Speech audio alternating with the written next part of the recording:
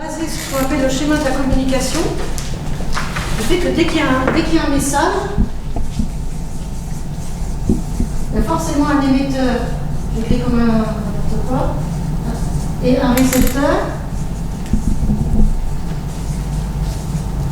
Il y a toujours un contexte, et très souvent, une partie du problème des fake news, etc., c'est qu'on va par exemple éliminer le contexte. On ne dit plus dans quelles circonstances les propos ou les images ont été fabriquées.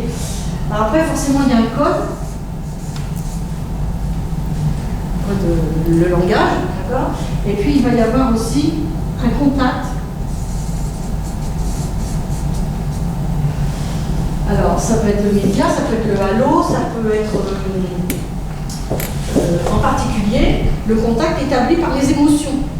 En fait, on va essayer de capter l'attention, contenir, ramener l'interlocuteur à soi en travaillant sur ses émotions.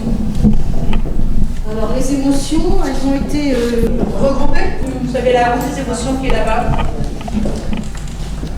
L'émotion, c'est une expérience psychophysiologique très complexe qui est liée à un état d'esprit et qui va donner des réactions à la fois biochimiques et, comment on va dire ça, un petit peu...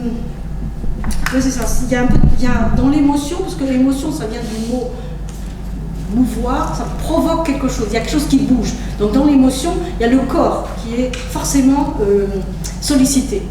Le sentiment, pour faire la différence, le sentiment, lui, est quelque chose de beaucoup plus intellectualisé, au sens que c'est une conscience plus ou moins claire de ce que l'on peut ressentir.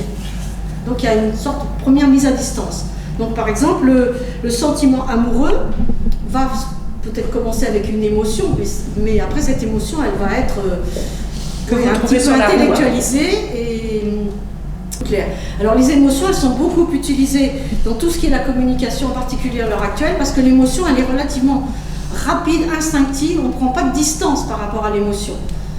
Et donc quand on vous fait travailler une émotion, vous allez réagir très vite, comme quand on vous pique, et du coup, ça va donner des réactions très, très, très impulsives, limite parfois incontrôlables, ça dépend. Et voilà. On va vous distribuer 4 fiches par groupe. Et grâce à ce petit schéma que Anne-Marie va vous distribuer aussi, vous allez faire quand même. Vous allez essayer de trouver c'est qui l'émetteur pour le message, en sachant que vous avez forcément un titre et de l'autre côté une explication.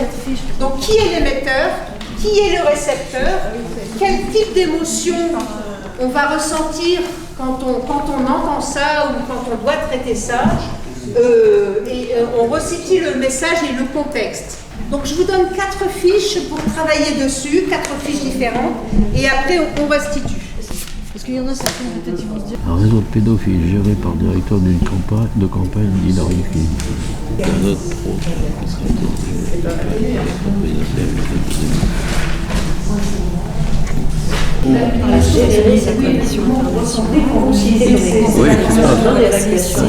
Le Pizzagate, un réseau de pédophiles géré par le directeur de campagne d'Hillary Clinton.